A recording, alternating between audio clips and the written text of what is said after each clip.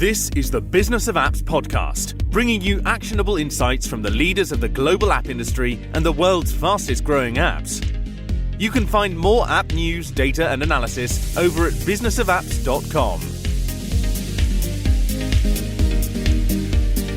Hi everybody, welcome to the Business of Apps podcast. On this show, we invite app industry professionals to cover various topics. We promise to do our best to keep it both insightful but brief. In this episode, we have Lexi Sydow, data analyst at App Annie. Lexi, welcome to the Business of Apps podcast. Hello, thank you for having me. All right, let's set the stage for the conversation first. Today, we want to do something special. We want to talk about 10 specific actions for all marketers out there. The world economy consists of so many businesses, from small to big enterprise. COVID-19 pandemic has an impact on all of them. So we realize that many app marketers are having a hard time with deciding what steps to take to withstand this huge storm. So we thought inviting a data analyst from App Annie, the leading app analytics and app market data company, would be the best way to help them with an actions plan that is backed up by hard data. But before doing that, I want to start with something different. Lexi, tell us about yourself a little bit. Sure. So I'm Lexi Sydow. I'm on the market insights team at App Annie. So I'm responsible for analyzing, reporting on market trends and consumer behavior and insights on the mobile economy. So I've been in analytics for about 9 years, and I've been working at App Annie for about half of that time. All right. By now, I'm sure many marketers may have heard that people spend the bulk of their time on mobile. This kind of anecdotal data, they may read about it online. Just in general as a statement, it's a blank statement. But how much time do people spend in apps today exactly? This is a fascinating question, especially to be answering right now, given the global pandemic. But basically what I'll say is if we look at 2019 to start with, globally in 2019, we saw that the average user spent 3 hours and 40 minutes per day on mobile, which is a lot. If you assume that we each get, say, that recommended 8 hours of sleep a night. We should, at least, right? Right. Yeah, if we can. It might be optimistic for some. But if we do, that would equate to us spending 25% of our waking hours on mobile. So that's pretty big. And this is an increase of 35% from 2 years prior. So it is definitely a trend that's growing. And within this, on mobile, we generally see that 91% of the time spent globally is spent in apps versus mobile browsers. And that trend has pretty much held pretty consistently over the years. In the US, that was about 89%, so basically right around 90. Now, what's really interesting is what we've seen during the coronavirus pandemic. So this is already a trend of increasing time spent per day on mobile. But what we've seen is across the board increases depending on when the COVID-19 hit kind of at scale in their respective market. We've seen really strong increases on a per day level. So in China, we saw that time spent surged 30% on average per person per user from the daily average in 2019 up to 5 hours per day during February. In mobile-first markets like Indonesia, the average daily time spent per user grew from 4.7 hours on average in 2019 to 5.5 in March. And so markets also like Italy and Spain that have been hit particularly hard have seen 34 and 28% growth on average per user per day in March 2020 versus the average of 2019. And in the US, for instance, we've seen 7% growth. So across the board, we're seeing people are turning to mobile even more right now to stay connected, informed, entertained, and healthy. Yeah, these numbers are staggering. I wonder if there's any place for a desktop. Let's move from the time spent in apps on how much money do people spend in apps these days? Absolutely. So yes, time spent is particularly useful when alongside kind of that total reach for establishing mobile's worth to kind of advertisers and marketers. But consumer spend is also extremely important. It's an indication of both a large and engaged audience that's not just spending time in apps, but is actively driving value from those apps they're using and paying for that value through in-app purchases or subscriptions. So like when you sign up for your favorite running app or meditation app, for instance. So consumer spend is a really important indicator of value to communicate, especially to your C-suite. If you're trying to illustrate the value of mobile. And it's a good way for showing why your brand, whether your brand has an app or not, but why they should be marketing on mobile. So in 2019, we saw $120 billion in consumer spend through the app stores, which was up 110% from 2016. And this figure, that 120 billion, is double the global box office industry, to give you a sense of that scale. So it's really important whether you're running branding campaigns or driving direct traffic to an app. Mobile offers an engaged audience. That's really a gold mine for marketing campaigns and opens the door for pretty much unrivaled personalization and relevance. So now we know the amount of time people spend in apps and how much money people spend in apps. But there's one more way for brands to generate revenue on mobile on top of in-app purchasing and subscription, which is advertising. So the question is, how much money are spent on advertising in mobile apps today? Absolutely. Advertising is a really prominent way to monetize if you're an app publisher. A third way, in addition to through the app stores and then in-app ads, would be mobile commerce, where like Uber and Amazon, if you're transacting directly with a credit card to Uber or Amazon. But in-app ads is by far a massive opportunity as well. So we really see that in-app ads are a great way to shift the burden of cost from the consumer to the advertiser. And they're popular forms of monetization in markets like emerging markets where there's lower propensity to spend. So this is a great resource for in-app ads are actually, they're a great resource for advertisers looking to capture a bit of that attention from that big audience. And in 2019, we saw $190 billion were spent through in-app ads on mobile. And we expect this to grow 26% to $240 billion this year in 2020. And that's that's also dollars migrating from traditional forms of ads as well as desktop. So other forms of digital migrating to mobile as people realize the power and the scale and that kind of reach that it offers. All right. So moving along to the case for marketers, why mobile is the right channel for them to join. Let's focus their attention on the most kinetic, the most effective marketing channel they should be focused on. So what works the best in terms of marketing channels today? Absolutely. Within mobile, it's important to leverage, both mobile web as well as mobile apps. As I mentioned before, about 90% of our time spent in apps. And apps offer that greater engagement and greater personalization. And if you're leveraging ads or even forms of organic marketing content, video would be a really important asset that should be in your strategy. So video ads can really help you cut through that noise and really meaningfully engage users. So we took a look at one of the prominent ad networks in the US, and we saw that video share of total ads increased from 26% in December 2017 to 63% in December 2019. And that's pretty big. So people are realizing the power that video ads have for engaging consumers.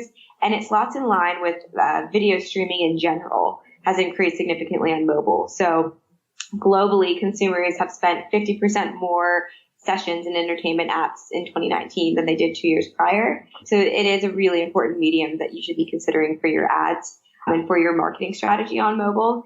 And if you are using video ads, it's really important. A couple of tips would be to have both portrait and landscape orientation so that your ad can slot into how the user is holding their phone. So maybe that's landscape if they're playing a game, but maybe it's portrait if they're in an app like Instagram or TikTok.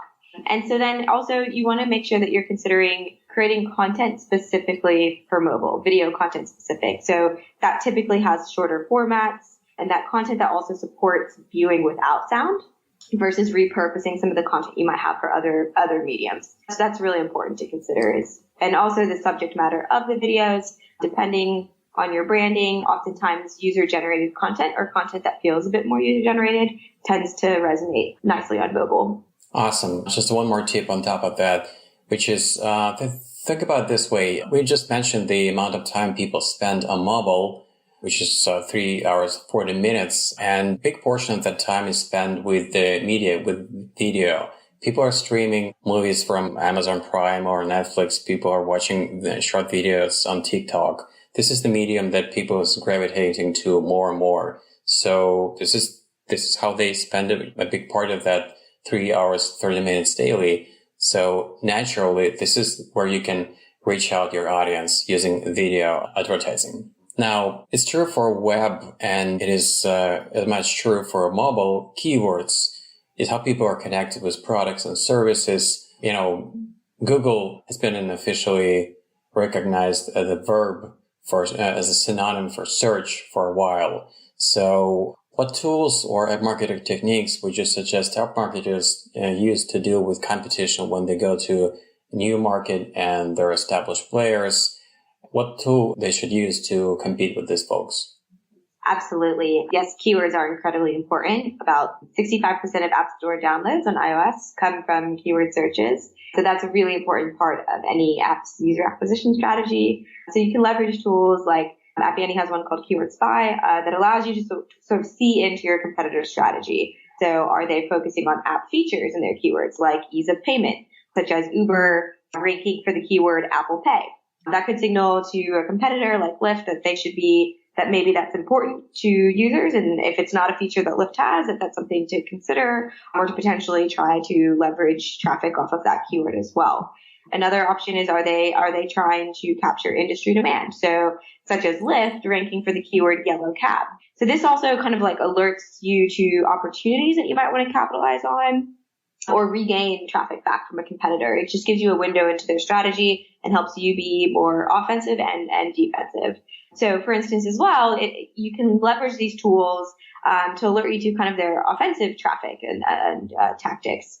So for instance, what we've seen from our competitor keyword analysis tool, we've seen that, for instance, DoorDash ranks number 2 for the branded keyword Grubhub. So that's pretty meaningful to Grubhub because branded traffic is incredibly valuable as it represents really high intent traffic that's likely to convert to a download. So in this case, Grubhub could consider leveraging paid search ads on DoorDash in kind of a defensive move to make up for their potential loss in audience from DoorDash likely bidding on their keyword.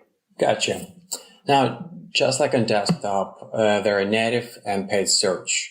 So on mobile as well. So you know that on Google, you always look through the search results that is native. This is what you're seeing as the result of your keyword inquiry. And the paid search, basically other set of sites that are suggested to you based on the same keyword you've just used to search for something. The same picture was transferred to mobile years ago. And it's important to understand what tools or techniques you can use to be effective in your app marketing campaigns, given there is both type of search on mobile as well. So what tactics would you suggest marketers should use to increase traffic using specifically paid search? Oh, absolutely. Paid search is really can provide a lot of value, and paid search ads allow basically an app to rank first for a keyword, kind of above the organic ranking. And that's pretty prime real estate for apps when you're thinking about someone searching and clicking through to download your app. So this you could be bidding for generic keywords like travel, or for instance, branded keywords like Orbit, like a specific company. So it's really important to leverage this as a tool to equip you to get a better understanding of which apps are bidding on your target keywords. And that could be, you could get an indication of which brands are driving up the price potentially, or taking over share of voice for that keyword.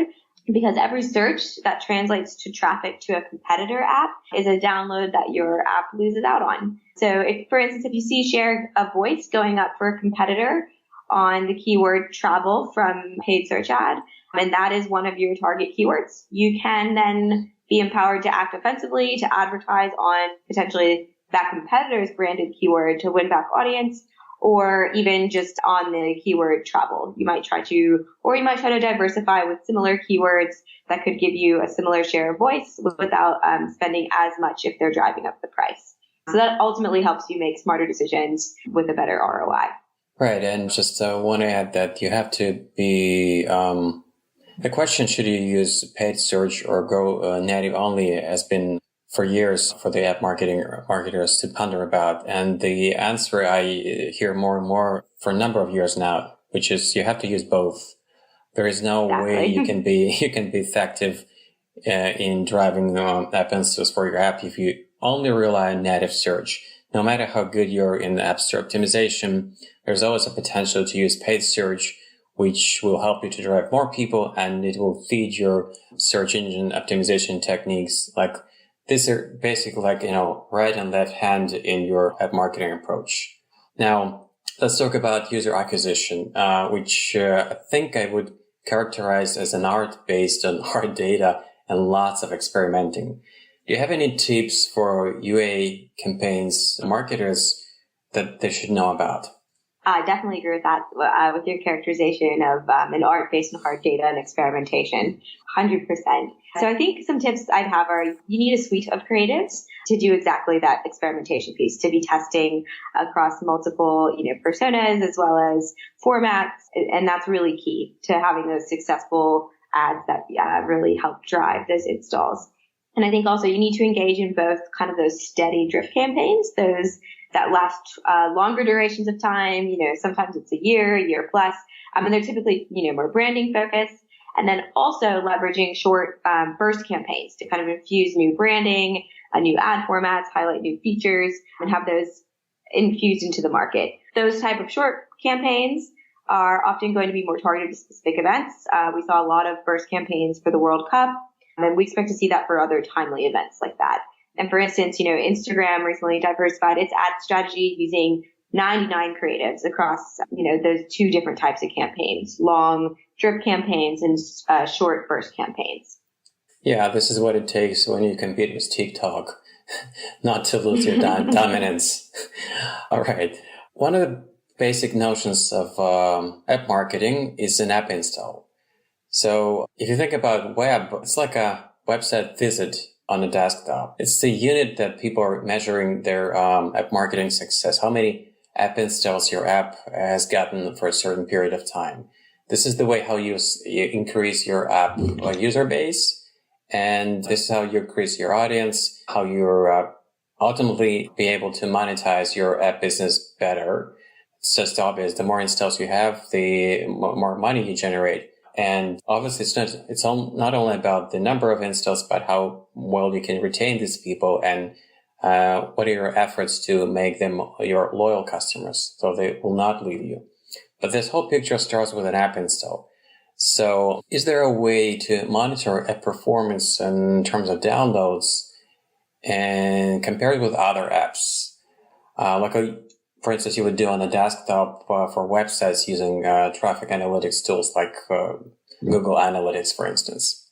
Absolutely. Being able to monitor downloads of your peer group, as well as, outside of your peer group for any potential new entrants. But doing that in a quick and easy way is pretty critical to making sure that you're monitoring your competitive set and understanding kind of the demand that the market is telling you, essentially, with downloads being a measure of that demand. So I find that I do this a lot personally when I'm analyzing data on mobile apps for specific sectors I'm monitoring. So for instance, I'll look at Target versus Walmart versus Amazon versus Best Buy and a couple other players during the holiday season, during Black Friday. So I have kind of a group of apps that I monitor closely to see how things are changing throughout that time.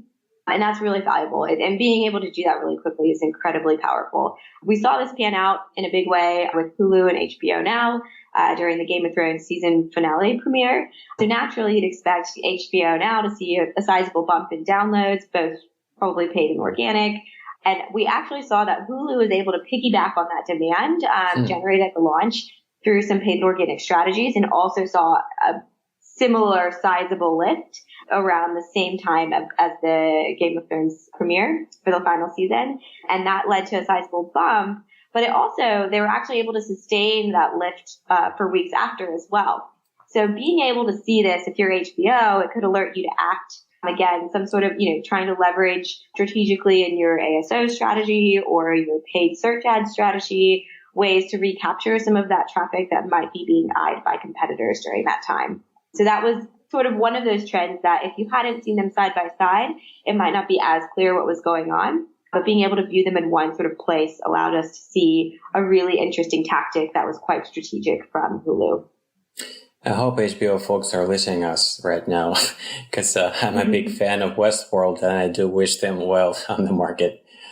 All right, so let's complete this set of 10 suggestions, and this will be about social media. We know that there's a I think I can say the world of influencers right now. At this point, so many people have managed to gather a lot of attention and trust for lots of followers who just admire and really pay attention to what the certain people on social media have to say. And how can the app marketer can leverage this? What would be the social media tips you can give for app marketers? Absolutely. Social media apps are incredibly important. Actually, in 2019, we've seen 50% of the time that we are spending on our mobile devices it was in social and comms apps. And this was up 25% from 2 years prior. The total time was up 25% from 2 years prior. And so social apps tend to have incredible engagement and can be a really powerful tool to drive awareness, as well as app downloads, especially when you couple that with promotions. And so that's what we've seen happen with apps. One example is Cash App. They leverage Twitter and Instagram to put out kind of an opportunity to win sort of $100, $250, or $500 of a $20,000 pool. You just had to retweet or reshare that post with their Cash ID and tag friends to be eligible. So that's that virality that social has that enables you to leverage your immediate network and put it out to kind of have those ripple effects. And they've seen surges in downloads from that. So the idea being you share your Cash ID, and if your friend does not have the app downloaded, they download so they can participate in this competition or this promotion. So that's a really strategic way. Social media is a great opportunity to leverage timely promotions like this. And actually, they've done this a few times with Cash App, so it can be a bit more of a reoccurring promotional period. But it's also important to note that after a promotion like this, if you're giving away a free sandwich for a fast food place or a free drink or opportunity to win cash, it's also really important to monitor after and leverage your mobile data to monitor the promotional period and critical metrics like retention to ensure that the customers stick around after the period of promotion ends. Right. This is really awesome suggestions. Social media influencers are a really great channel to drive more downloads because it's about authenticity. The way you get more downloads is when a specific influencer reach out his audience and suggest an app. And the good practice for influencers in social media is that it's always about authentic interest in an app. It's about trust. And your job is make sure you can actually measure the impact you're getting from this effort and leverage this effect afterwards once the social media campaign is done. All right, that was the set of 10 suggestions we want to give marketers out there to be productive, to be effective today with their effort to increase the number of clients they have for their brand, the number of loyal clients they have for the brand to keep growing. And now there's just a few questions, kind of funny questions I have for you personally to wrap this up. Are you iOS or Android person? Ooh, I'm actually both. I use Android for work. Is it possible? And I do really like them both. I use Android for work, especially I had a Pixel that I really liked, and I use iOS for personal, but mostly because I live overseas from my family. So it's a lot of them use iMessage. So it's mostly just to keep up with them using some of the native apps that come with it that they also use. So I use both and I like them both. Gotcha. Both worlds. Now let's go way back in time. Can you remember your first mobile phone? I can. I don't remember what the model or the name was, but it was a Nokia phone that had light up sides. And then after that, I think I got a Motorola Razr. Yeah. Yeah, the famous smart flip phone from the Matrix. What is your favorite app now, obviously, and why? Okay, this one's very hard. I am going to cheat, and I have 3. Spotify, I would say, is probably one of my most used and one of my favorite because I love the playlists. I feel like I've been curating playlists since like 2011. And then I also love the podcast. That's been my latest sort of on repeat, just various podcasts. Nike Run Club is also, that's been a longtime favorite of mine. I've used that as well for years. And then my most recent new favorite app is House Party. I've used it for kind of conference calling to my family, which is back in America. And especially right now, given there's not really any travel happening globally, and they have games as well that you can kind of add in for the people on the call to play. So that's been a kind of a fun addition to our family calls. So those would be my three right now. Great. Before I let you go, how can people get to know more about what App Annie does? Absolutely. So you can head over to appannie.com. You can sign up for a free account. If you want to give it a try today, you can contact us if you're curious about some of the more advanced features I spoke about today. Or you can browse through some of our latest insights and reports and mobile marketing playbooks, which are available at appannie.com/insights. Fantastic. Thanks a lot for your time and coming on our podcast, Lexi. Thank you so much for having me. Thank you. Bye-bye. And that was Lexi Sydow, data analyst at App Annie. To listen to more episodes, subscribe to our podcast on iTunes, Spotify, and Stitcher. Just search for Business of Apps and you will find us easily. Once you subscribe, you'll be able to get new episodes on your smartphone, tablet, or computer as soon as we release them. And please don't forget to leave us a review and comment. It is highly appreciated. And all episodes were also available on businessofapps.com. Till the next time, bye. Thank you for listening to the Business of Apps podcast. For more, head on over to businessofapps.com.